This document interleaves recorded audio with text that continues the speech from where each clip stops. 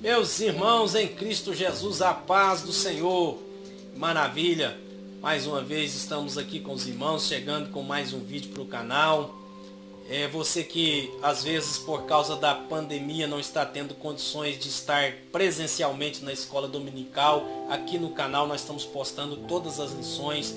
Estamos no primeiro trimestre do ano de 2021, estudando sobre o de Esther, revista da Escola Bíblica Dominical da editora Betel, que nesse trimestre tem como comentarista o bispo Abner Ferreira, que é pastor presidente da Catedral Histórica de Madureira, no Rio de Janeiro. A lição de hoje é a lição de número 6, o cristão e o cuidado de Deus. Uma lição especial que vai nos ajudar muito a crescermos na graça e no conhecimento de nosso Senhor Jesus Cristo. O texto áureo está em Esther capítulo 4, versículo 14. Porque se de todo te calares nesse tempo, socorro e livramento de outra parte virá para os judeus. Mas tu e a casa de teu pai perecereis. E quem sabe se para tal tempo como este, chegaste a este reino. Esther capítulo 4, versículo 14, é uma pergunta de Mardoqueu para Esther, fazendo ela refletir de que ela poderia fazer alguma coisa ante a situação de aflição, de dor e de grande aperto que o povo de Deus passava naquele momento. Verdade aplicada, o caráter da rainha Esther ensina como submeter-se à vontade de Deus e apreciar o seu constante cuidado. Temos os objetivos da lição, que é compreender que o amor de Deus é imensurável, mostrar que a dor nos aproxima de Deus e o terceiro objetivo é entender que o nosso fundamento é Cristo. Os textos de referência estão em Esther capítulo 4, versículo 4, 5, 6 e 7. Vou fazer a leitura. Então vieram as moças de Esther e os seus eunucos e fizeram-lhe saber do que a rainha muito se doeu. E mandou vestidos para vestir a Mardoqueu, tirar-lhe o pano de saco, porém ele não os aceitou. Então Esther chamou a Ataque, um dos eunucos do rei, que esse tinha posto na presença dela, e deu-lhe mandado para Mardoqueu para saber o que era aquilo e para quê. E saindo a Ataque a Mardoqueu, à praça da cidade que estava diante da porta do rei, Mardoqueu lhe fez saber tudo o quanto lhe tinha sucedido, e como também a oferta da prata que Amã dissera que daria para os tesouros do rei pelos judeus para os lançar a perder. Na lição anterior, meus irmãos, de número 5, nós estudamos sobre o bem contra o mal, conflitos na caminhada. E naquela lição, o bispo Abner trouxe para nós e nós devemos ter uma visão desse livro e dessa história, não simplesmente o ódio isolado de Amã contra Mardoqueu, porque todos conhecem a história, não vamos ficar repetindo aqui, porque os irmãos que estão acompanhando todos os vídeos vão achar que nós estamos sendo muito repetitivos, mas o rei Assuero engrandeceu Amã no reino, colocou ele na função de primeiro-ministro, ele ocupava uma posição de autoridade e havia uma determinação que todas as pessoas deviam se prostrar diante de Amã. E Amã começou a se sentir como um deus, deificar a sua própria pessoa, endeusar a sua própria pessoa, um culto à personalidade. E como Mardoqueu era um servo temente a Deus, ele decide não se prostrar diante de Amã. E aquela atitude fez com que Amã se enfurecesse, se enchesse de ódio, e ele determinou no seu coração o extermínio e a destruição de todos os judeus do império. Ele usou do artifício da mentira, falou ao rei palavras mentirosas a respeito dos judeus, dizendo que aquele povo não cumpria as leis do império, tinha costumes próprios, era diferente dos demais de todo o império, e o rei, confiando cegamente, sem investigar se as coisas eram daquela forma mesmo, daquela maneira mesmo, o rei decretou, e os decretos do rei Assuero eram decretos, leis que não se podiam revogar. Uma vez decretado, não tinha como revogar. Então, a partir daquele momento, começou-se os correios a levar notícia a todas as províncias sobre o decreto que o rei havia dado da destruição iminente dos judeus. Eles lançaram sortes e determinaram até um dia específico, que seria naquele dia que os judeus seriam destruídos. A partir daquele momento, então, tomando conhecimento dessas notícias ruins, o povo de Deus começou a viver uma situação de grande tristeza, de grande angústia. Começaram a se vestir de pano de saco, colocando cinzas na cabeça. Tudo isso num sinal de humilhação pela situação que estavam vivenciando. E nós precisamos, conforme o bispo Abner trouxe para nós, olhar isso, toda essa situação, toda essa história. Não simplesmente o ódio de um homem que decide exterminar não só Mardoqueu, mas tendo um ódio tão grande, decide exterminar todo o seu povo, todo o povo ao qual Mardoqueu pertencia. Mas tudo aquilo, irmãos, fazia de um plano de Satanás, um plano do diabo de exterminar e destruir o povo de Deus. Precisamos olhar essa história, esses acontecimentos também com um olhar espiritual, entender uma luta do bem contra o mal.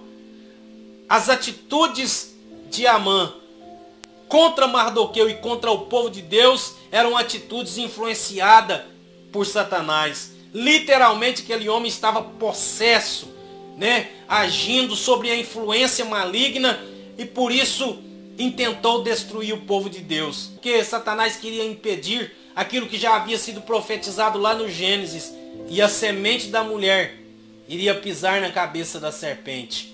Então, meus irmãos, vamos entender essa história não simplesmente como um ato isolado de um homem que teve inveja e ódio de um servo de Deus, não. Mas muito mais do que isso, era uma luta, a luta constante que o povo de Deus tem que lutar. Em Efésios, capítulo 6, versículo 10, Paulo escreveu àquela igreja, dizendo: porque a nossa luta não é contra carne e sangue, e sim contra os principados, contra as potestades, contra as hostes espirituais da maldade nos lugares celestiais. Nós estamos no meio de uma luta. Aquilo que Paulo escreveu aos Efésios capítulo 6, versículo 10. Porque não temos que lutar contra sangue e carne, mas sim contra os principados, contra as potestades, contra as hostes espirituais da maldade nos lugares celestiais. Então Paulo, naqueles versículos, ele traz para nós inicialmente dizendo com quem nós não temos que lutar. Não temos que lutar contra sangue e carne, ou seja, a nossa luta não é contra seres humanos, não é contra pessoas. É por isso que Mardoqueu, vivenciando aquele período de grande perseguição, ele não tentou agir com suas próprias mãos, tentando se livrar de Amã por meio da vingança, por outros meios nos quais ele poderia usar para se livrar de Amã. Não. Mardoqueu entendeu que aquela era uma luta espiritual. É por isso que Esther convocou um jejum. É por isso que eles começaram a clamar com grande clamor. É por isso que Mardoqueu se vestiu de pano de saco e cinzas na cabeça e saiu pela cidade clamando com clamor e com grande clamor. Porque Mardoqueu era um homem espiritual. Ele entendia a luta espiritual na qual eles estavam inseridos. E que não adiantaria ele ficar lutando contra Amã, porque o problema não seria resolvido. Então, a primeira coisa que nós precisamos entender, nós estamos no meio de uma luta. Uma luta do bem contra o mal. E nessa luta vai haver conflitos. Na nossa caminhada vai ter conflitos. E muitas vezes, se nós não compreendermos isso, nós vamos ficar lutando contra as pessoas. Lutando contra seres humanos. Paulo, quando escreve, ele diz: não temos que lutar contra sangue e carne. Antes de mais nada, ele já diz com quem nós não temos que lutar. Porque se nós não entendermos qual é a nossa luta e com quem nós temos que lutar, nós vamos usar as estratégias erradas. E utilizando as estratégias erradas, fatalmente, nós iremos fracassar. Nessa caminhada, nós vamos passar por aflições. Nós vamos sofrer perseguições. A nossa introdução nos diz o seguinte: nesta lição, veremos que muitas vezes a dor é o agente que nos leva a buscar a Deus. E observaremos ainda que a destruição familiar é um incansável meio que Satanás emprega para roubar a paz no mundo. O tópico 1, que tem como tema o cristão e o seu ponto de equilíbrio. Muitos de nós, quando passamos por situações difíceis, ficamos sem atitude, sem saber o que fazer. O abatimento traz perturbação na alma. Os judeus nos dias de Ester ficaram desanimados diante do decreto do rei para exterminar todos eles.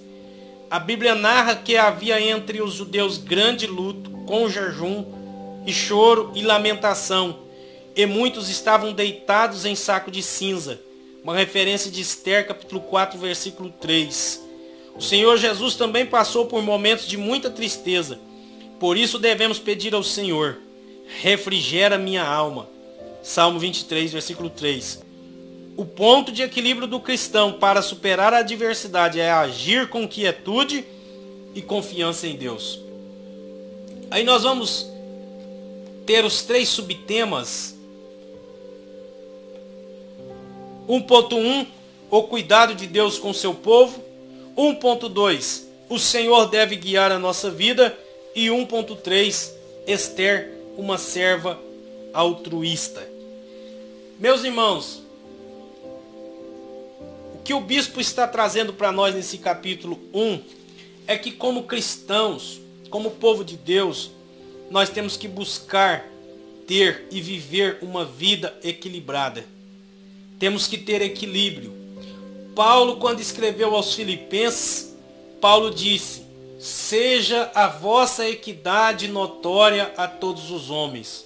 Ou seja o vosso equilíbrio. Algumas versões traduzem equidade como equilíbrio, usa a palavra equilíbrio. Seja o vosso equilíbrio notório a todos os homens. E muitos servos de Deus, quando começam a enfrentar situações de adversidade, situações difíceis, eles têm a tendência de ficar sem saber o que fazer e perde o equilíbrio. Começa a usar palavras duras contra até mesmo o Senhor Deus, dizendo: Deus não me ama, Deus me esqueceu, Deus me abandonou, Deus não gosta de mim, olha a minha situação, por que Deus está permitindo eu passar por isso? Mas nós precisamos nos lembrar que Paulo, quando ele escreveu aos Romanos, Paulo diz que tudo que foi escrito para o nosso ensino foi escrito. Então, em toda a história do povo de Deus, meus irmãos, o povo de Deus sofreu perseguição. O povo de Deus foi perseguido. O povo de Deus passou por momentos de aflições. Grandes homens de Deus que foram tremendamente usados por Deus no passado, tiveram momentos em que eles ficaram sem saber o que fazer. Veja o exemplo de Elias, um grande servo de Deus que foi usado por Deus tremendamente.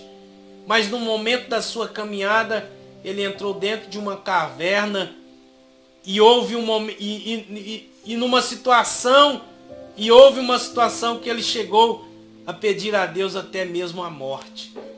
Ele viveu um período tão difícil que ele pediu para Deus tirar a vida dele, que Deus o matasse. De tanta aflição que aquele servo de Deus estava vivendo e passando naquela hora. Então o sofrimento, momentos de adversidade, nós vamos passar, todos nós vamos passar. Agora, certo é que nós precisamos entender que muitas vezes Deus permite a dor. É um dos objetivos da nossa lição, mostrar que a dor nos aproxima de Deus. Deus muitas vezes permite a dor justamente com o propósito de nós nos aproximarmos dele. No Salmo 119, o salmista disse lá: foi bom ter sido afligido para que aprendesse os seus estatutos. ele soube entender o valor da aflição, ele soube entender o valor da dor, a importância de passar por um momento de adversidade e as lições preciosas que ele pôde extrair de toda aquela situação. Agora, é fácil? Não é fácil. Muitos de nós, quando enfrentamos situações adversas, nós ficamos sem reação. Nós ficamos sem saber o que fazer. O abatimento, ele traz perturbação na alma. O salmista, quantas vezes ele dizia: por que está abatido a minha alma? Espera em Deus. Nós pregamos para os outros, falamos para os outros, mas quando a situação começa a acontecer conosco, quando somos nós que estamos inseridos numa situação de aperto, de dificuldade, de provação, não sabemos como reagir naquela circunstância. Precisamos buscar um ponto de equilíbrio. Ponto de equilíbrio do cristão para superar. Lembre-se que o objetivo que nós temos é superar a adversidade. O Senhor Jesus Cristo disse: no mundo tereis aflições, mas tende bom ânimo, eu venci o mundo. Então, não significa que nós vamos viver constantemente em aflição, porque o Senhor Jesus não usou a expressão viver, ele usou a expressão tereis. Nós vamos ter, nós vamos passar pelas aflições. As aflições virão na nossa vida, farão parte da nossa história, da nossa trajetória. Mas precisamos ter aquela confiança em Deus, agir com quietude e ter confiança em Deus, de que em todos os momentos, em todas as circunstâncias, Deus continua cuidando do seu povo. Esse livro de Esther nos ensina isso. Apesar do nome de Deus não aparecer nesse livro, não é mencionado o nome de Deus em nenhum momento, não há referência a Jerusalém, não há referência ao templo, não há nenhuma referência ao nome de Deus, mas nós vamos perceber até mesmo de forma silenciosa Deus agindo, Deus trabalhando para cuidar do seu povo, guardar o seu povo e preservar o seu povo da destruição. Em Isaías capítulo 64, versículo 4, a palavra do Senhor nos diz que desde a antiguidade não se viu, nem com os ouvidos se percebeu, um Deus além de ti que trabalha para aqueles que nele esperam. Tenhamos consciência disso, meus irmãos. Deus está trabalhando. Mesmo que nós não estejamos vendo, mesmo que nós não estejamos percebendo o trabalhar e o agir de Deus. O Senhor Jesus Cristo, ele disse: meu Pai trabalha até agora e eu trabalho também. Mesmo que nós não estejamos contemplando, mas Deus está agindo, Deus está trabalhando. Nós percebemos o cuidado de Deus no tempo em que Mardoqueu e Esther viveu, e foi a providência de Deus, foi a providência de Deus que Esther foi colocada como rainha daquele grande império persa. O império babilônico veio, conquistou uma vastidão de terra, depois eles invadiram as terras de Judá, destruíram Jerusalém, levaram muita gente cativo para a Babilônia. Entre esses cativos estava Sadraque, Mesaque e Abednego, personagens muito conhecidos na história bíblica. Daniel também foi levado cativo para a Babilônia. Passou-se o tempo, o Império Medo-Persa derrotou o Império Babilônico, e no tempo de Mardoqueu, no tempo em que Esther viveu, o tempo em que Mardoqueu viveu, já era o Império Medo-Persa que dominava uma vastidão de terras naquele período. E nós vamos perceber que aquilo que está no nosso textuário: quem sabe se para tal tempo como este chegaste a este reino. Mardoqueu entendeu que Esther não tinha sido colocada, a providência divina de colocar Esther, permitir que ela se tornasse rainha. Mardoqueu entendeu que era a providência divina, a permissão de Esther chegar a ser rainha daquele vasto império. Ele entendeu que era a providência de Deus que ela foi colocada naquela posição. Então, dessa forma, irmãos, nós vamos compreendendo o cuidado de Deus com o seu povo, como Deus cuida do seu povo, como Deus cuida dos seus. como Deus cuida dos seus servos. Ninguém veio a esse mundo simplesmente para passar por aqui e viver e comer, beber, dormir e depois morrer, não. Todas as pessoas, todos os servos de Deus, você que serve a Deus, existe um propósito de Deus na sua vida. E é preciso que você entenda, é preciso que você descubra qual é o propósito de Deus para a sua vida, para que você viva o propósito de Deus. Havia um propósito de Deus na vida de Esther. Ela não chegou naquela posição por acaso. Quem sabe você tenha alcançado muitas coisas de Deus. Não seja, quem sabe você que me ouve agora, talvez não esteja passando por um momento de grande aperto, de aflição, tenha alcançado status, tenha alcançado uma posição, mas saiba que isso que você alcançou, se a sua vida pertence a Deus, se você tem um Senhor, se Deus é Senhor da sua vida, saiba que Deus permitiu que você chegasse aonde você chegou e você estivesse aonde você está, porque há um propósito de Deus para a sua vida. Nós precisamos buscar entender isso, que Deus cuida do seu povo. Quando tudo parecia escuro e incerto, Deus intervém na história de forma sobrenatural. É admirável a forma como o amor de Deus é presenciada na vida do povo eleito por Ele. Isso faz parte do seu amor, sempre presente, guardando a nossa vida. O Senhor Jesus disse para não estarmos preocupados e ansiosos, aquela ansiedade com o que vestir, ansiedade com o que comer, com o que se alimentar, porque toda a nossa preocupação não vai acrescentar um côvado à nossa existência. E quando Jesus dava aquele sermão, estas palavras fazem parte do sermão da montanha, o sermão do monte que Jesus pregou. Ele disse: observai, olhai as aves do céu, não semeiam, não plantam, contudo o vosso Pai Celestial as alimenta, porventura não valeis mais do que elas? Quando estivermos enfrentando situações difíceis, adversidades, não nos esquecermos de que o cuidado de Deus com seu povo, ele é contínuo, ele é constante. E quando Deus permite que alguém chegue ou alcance grandes coisas, grandes posições, eles conquistam, eles alcançam porque Deus tem um propósito naquilo. Esther entendeu tudo isso. Em Esther capítulo 8, versículo 6, ela disse: porque como poderei ver o mal que sobrevirá sobre o meu povo? E como poderei ver a perdição da minha geração? Isso nos mostra, meus irmãos, que o principal alvo da vida cristã não é a felicidade pessoal, mas sim o amor ao próximo.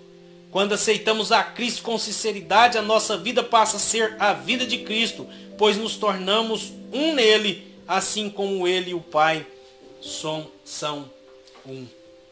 Então Esther entendeu que foi a permissão de Deus que ela chegasse aonde ela chegou e que ela tinha condições e poderia fazer alguma coisa para livrar o seu povo. Ela poderia muito bem pensar: olha, eu como rainha, eu posso escapar. Mas ela não foi egoísta de pensar só em si. Ela não foi egoísta de pensar só no seu bem-estar. Ela pensou no próximo. Ela pensou no seu povo. Ela pensou nas crianças que estavam espalhadas por todo aquele império.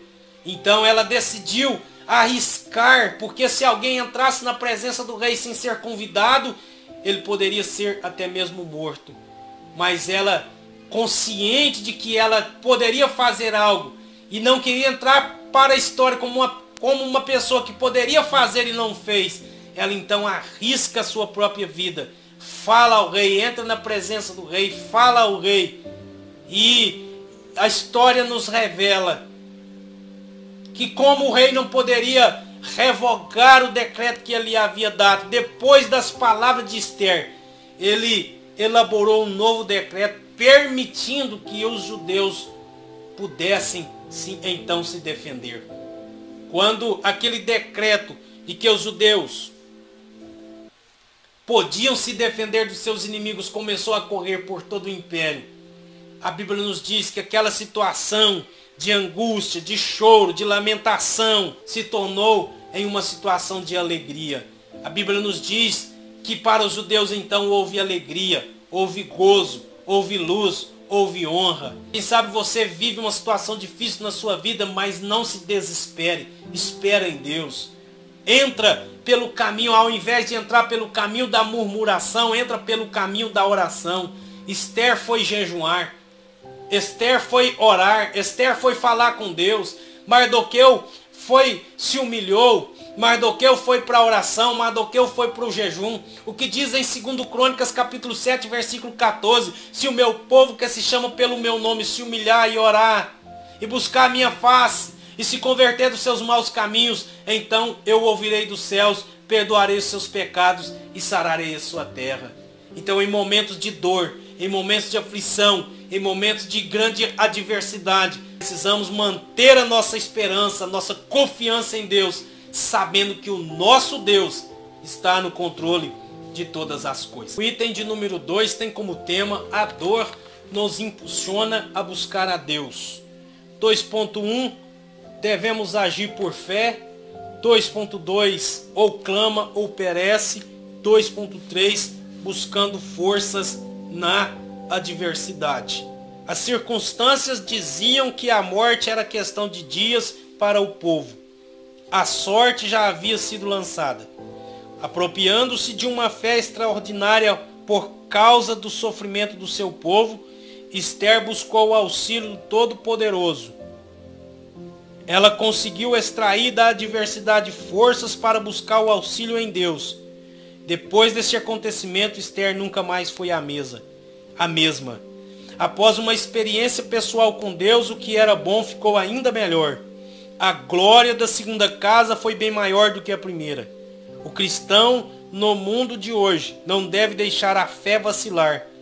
Precisa olhar para a cruz e fixar seu olhar em Cristo Jesus, que venceu tudo por amor a cada um de nós. Hebreus capítulo 11, versículo 1, a palavra de Deus nos diz: a fé é o firme fundamento das coisas que se espera e a prova das coisas que não se veem. Virão momentos de aflição? Virão. Momentos de adversidade, momentos em que os ventos serão contrários. É claro que nós passaremos por esses momentos, mas precisamos entender que até mesmo a dor, ela tem a sua importância na nossa vida. É um dos objetivos da nossa lição, trazida pelo bispo Abner, que mostrar que a dor nos aproxima de Deus. E qual é o significado da palavra dor? Dor significa expressão de um sofrimento, expressão de uma tristeza física ou também moral. Então, quando alguém diz eu estou sentindo dor, significa que ela está sofrendo. E às vezes nós nos atentamos muito para aquela dor física, mas existe mais dores em todos os aspectos da vida humana. A dor emocional muitas vezes a pessoa que sofre de uma dor emocional está vivendo uma dor, um sofrimento emocional, muitas vezes ele não sabe expressar o que ele está sentindo. As pessoas que estão à sua volta muitas vezes não entendem esse sofrimento. Mas nós precisamos agir e viver pela fé. Em Hebreus capítulo 11, versículo 1 nos diz: a fé é o firme fundamento das coisas que se espera e a prova das coisas que não se veem. É importante, meus queridos irmãos, andarmos por fé e não por vista. Paulo escreveu isso, dizendo que nós andamos por fé e não por vista. Quem anda por aquilo que está vendo, quando vem um momento de dor, ele fica sem saber o que fazer. Quem anda pela vista, quando vem os momentos de adversidade, vem os momentos difíceis, ele fica sem chão. E agora, como vai ser? Mas aquele que tem a sua confiança na palavra de Deus, aquele que sabe esperar em Deus. Jesus falou sobre dois construtores, que um edificou a sua casa sobre areia, e veio a tempestade, veio as enchentes e deu com ímpeto contra aquela casa. E grande foi a sua queda, grande foi a sua ruína. Mas aquele construtor que edificou a sua casa sobre a rocha, a Bíblia diz que vieram as tempestades, a enchente veio, mas ela permaneceu de pé. Nós estudamos nas lições anteriores sobre a resiliência. Pessoas que sabem passar por situações adversas e permanecem firmes, permanecem inabaláveis. Paulo, quando ele escreve aos Coríntios, ele disse: sede firmes e constantes, sempre abundantes na obra do Senhor. Nós não estamos isentos de passar por momentos de sofrimento. Não estamos isentos de passar por momentos de dor, momentos de sofrimento. Mas precisamos esperar em Deus. E qual foi a atitude de Esther naquele momento de dor? Qual foi a atitude de Esther naquele momento de dor? Foi ir para o clamor. Foi clamar a Deus.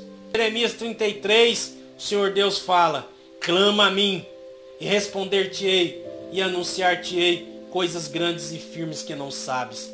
Um período em que o povo de Deus sofreu muito. Jeremias, ele olhava toda aquela situação, e ele chorava, e dizia: eu quero trazer à memória algo que pode me dar esperança. E ele se lembrou das misericórdias de Deus. E ele disse: as misericórdias do Senhor são a causa de não sermos consumidos. Elas se renovam a cada manhã. Então, meu irmão, se você vive um momento de aflição, se você vive um momento de dor, se você vive um momento, às vezes, de sofrimento, não se desespere. Clame a Deus. Faça como Mardoqueu e Esther fizeram. Vá para o clamor. Vá para a oração. Vá para o jejum. Cante louvores, embora não seja fácil cantar no momento de dor. Adore ao Senhor. Adoração é um estilo de vida. Você é um adorador. Tem um exemplo muito importante na Bíblia Sagrada, que é Davi. Davi ficou conhecido como um homem segundo o coração de Deus. E se nós formos ver algumas características na vida de Davi, nós vamos perceber que aquele homem, ele era um homem de luta. Ele era um homem de louvor. Ele era um homem da palavra. Porque quando o gigante afrontou os exércitos de Deus, ele diz: quem é esse incircunciso para afrontar os exércitos do Senhor? Então ele conhecia a palavra, ele sabia o que é ter aliança com Deus. Com estas palavras, Davi dava a entender que ele estava em aliança com Deus. O povo de Israel era o povo da aliança. E quem era aquele homem que não pertencia à aliança, que não estava em aliança com Deus, para afrontar o povo de Deus? Ele era um homem do louvor. E ele era um homem de luta. Ele lutou contra o gigante. Ele lutou contra o urso. Ele lutou contra o leão. Então a vida dele foi marcada, ele foi um lutador. A vida dele foi marcada pela luta. E a luta do cristão, meu irmão, ela é diária. Provação, ela vem e um dia ela acaba, ela passa. Mas a nossa luta, ela é diária. Ela vai continuar. E nós precisamos ir à luta, nós precisamos ir à batalha, nós precisamos pelejar. Nós não podemos, como diz o hino 108 da harpa cristã, por Jesus vamos pelejar. Lutemos todos contra o mal. Quem esteja no presente momento vivenciando circunstância de aflição, de dor, mas que esta situação sirva para te aproximar de Deus. E muitas pessoas só lembram de Deus no momento de dor. Usam às vezes até aquela expressão dizendo, né? Fulano não vai vir pelo amor, fulano vai vir pela dor. É porque a dor, ela humilha. Né? O sofrimento, ele muitas vezes tem aquela finalidade de nos mostrar quão frágil nós somos, o quanto nós dependemos de Deus. O sofrimento muitas vezes nos revela o quanto nós necessitamos de Deus, o quanto nós precisamos dele, do auxílio dele, da ajuda dele, que sem ele nós não temos condições de romper e vencer. A situação que Esther e Mardoqueu enfrentou era uma situação dessas. Eles precisavam urgentemente do auxílio de Deus, porque estavam para ser o seu povo, estava para ser destruídos. E naquele momento de dor, de angústia, de humilhação, eles resolveram jejuar, fazer a coisa certa. Jejuaram, oraram, clamaram a Deus e viram o grande livramento de Deus para o seu povo. Então são personagens bíblicos que muito nos ensina e que da história desse servo de Deus, de como eles agiram, nós podemos extrair preciosas lições e aplicar na nossa vida para sermos abençoados pelo Senhor. Finalizando esse tópico 2, quero deixar essa frase aí para os irmãos. Podemos clamar ao Senhor, sabendo que o nosso Pai virá em nosso socorro. E deixar para a meditação dos irmãos Jeremias, aquilo que Jeremias disse. Clama a mim. E Deus falou por intermédio do profeta Jeremias. Clama a mim e responder-te-ei e anunciar-te-ei coisas grandes e firmes que não sabes. Não se esqueça que você serve um Deus poderoso que pode entrar nas situações difíceis que está no controle de todas as coisas. Capítulo 3, meus irmãos, tem como tema o nosso fundamento é Cristo. O principal alvo de Satanás é a família. E ainda hoje, ela é atingida por diversos males. E os males nos quais a família é atingida, irmãos, independentemente de ser uma família cristã ou não, Satanás, ele luta para destruir as famílias. Porque uma família forte, a família, ela é a base da sociedade. Uma família forte, nós temos uma sociedade forte. Uma família forte, nós temos uma igreja forte. Então Satanás sabe disso. E um dos alvos de Satanás, ainda hoje, continua sendo a família. E continua sendo atingida por diversos tipos de males. Mas as famílias cristãs precisam, como nunca, buscar oportunidades em meio a todos os desafios da modernidade, desse novo milênio, para não perder a sua essência. Quantos ataques que a família vem sofrendo nos últimos anos, nos últimos tempos. Precisamos estar clamando e orando a Deus em favor de nossa família. Mardoqueu adotou Esther, criou Esther, numa atitude de amor, porque a adoção, independentemente de ser da família ou não, isso é um ato de amor. E Mardoqueu criou aquela jovem, ensinou princípios e valores de Deus para ela, e quando ela já estava em uma idade adulta, já era rainha, ainda assim ela soube ouvir os sábios conselhos do seu pai adotivo Mardoqueu. Quantos filhos hoje já não ouvem mais os conselhos dos pais? Ou, na verdade, muitas vezes querem deixar a experiência dos pais de lado e querem ser conselheiro dos pais. E se esquecem que os pais já viveram muito mais do que eles. Nós temos no tópico 3.1 o tema Deus sempre estará conosco. Tópico 3.2, não deixe que nada roube a sua paz.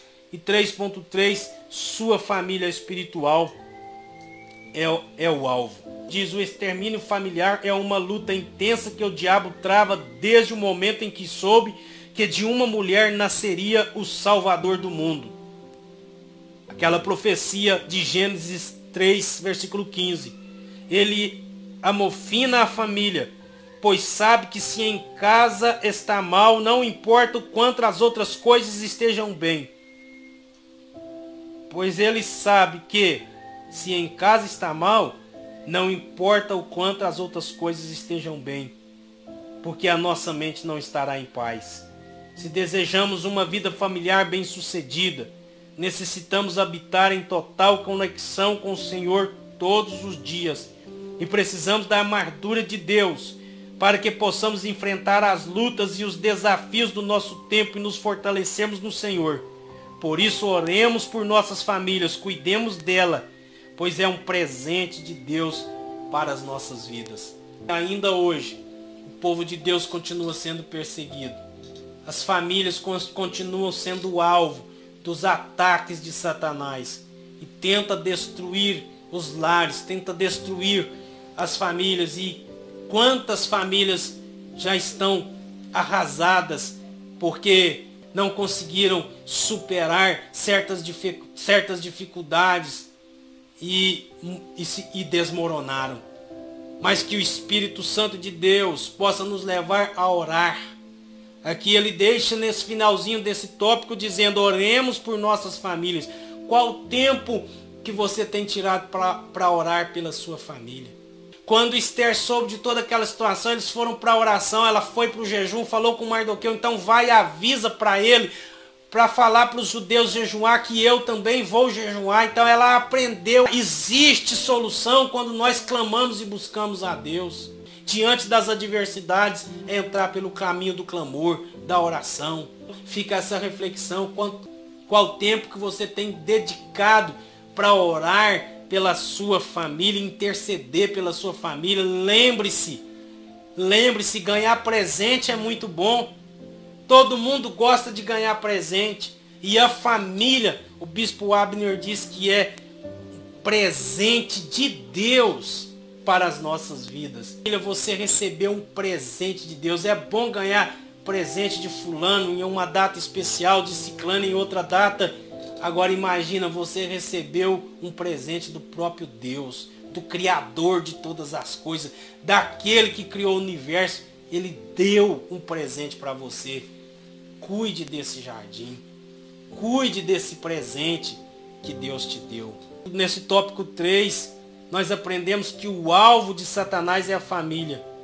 Independentemente de ser cristão ou não, ele não gosta da família. Porque tem muitas pessoas que acham que Satanás só vai atacar a família dos crentes. Satanás só vai atacar a família dos cristãos. Não. O ataque de Satanás contra a família a família continua sendo alvo de Satanás, independentemente se uma família é cristã ou não. A nossa conclusão nos diz: Mardoqueu nos deixou um grande legado. Sua história, sua confiança e sua fidelidade a Deus tornaram-se para os cristãos de hoje um grande exemplo. O de se curvar somente a Deus. O cristão que tem sua confiança em Deus, através de sua palavra, o cristão que tem sua confiança em Deus, através de sua palavra, também deseja obedecê-lo para ser vitorioso. Então, meus irmãos, tanto a história de Esther como a história do seu tio Mardoqueu deixou um grande legado para nós, os cristãos de hoje.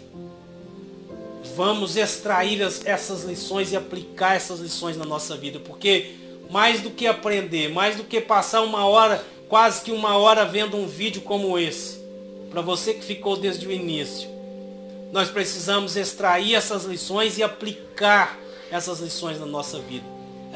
Elas são lições que precisam ser aplicadas. E por que eles deixaram esse legado? Porque foram pessoas de oração.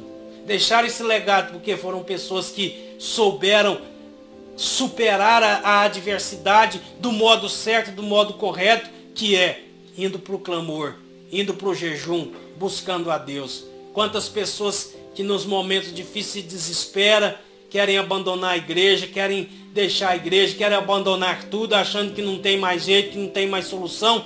Muitos acabam permitindo que pensamentos suicidas, até mesmo pensamentos suicidas, entrem na sua mente. E começam até pensar em tirar as suas próprias vidas. A vida é uma dádiva de Deus, também é uma dádiva de Deus. Só Deus é que deu a vida, só Ele que deve determinar o final dela. Então o que nós precisamos é buscar força em Deus, nos renovar em Deus a cada dia. E nos momentos de dor, nos momentos de adversidade, momentos que enfrentarmos situações onde nós nos sentiremos afligidos, precisamos nos lembrar que em todo tempo Deus cuidará de nós. Como diz aquele hino da harpa, em todo tempo, irmão, o Senhor cuidará de ti. Cuidará de você, cuidará da sua casa, cuidará da sua família. O nome de Deus não aparece no livro de Esther, mas o cuidado de Deus com seu povo é visível. Deus agindo, mesmo que às vezes de forma silenciosa, mas Deus trabalhou poderosamente para que o seu povo escapasse e fosse preservado. Então fica essa lição para nós. Que Deus abençoe. Semana que vem, lição de número 7, eu aguardo vocês em nome de Jesus.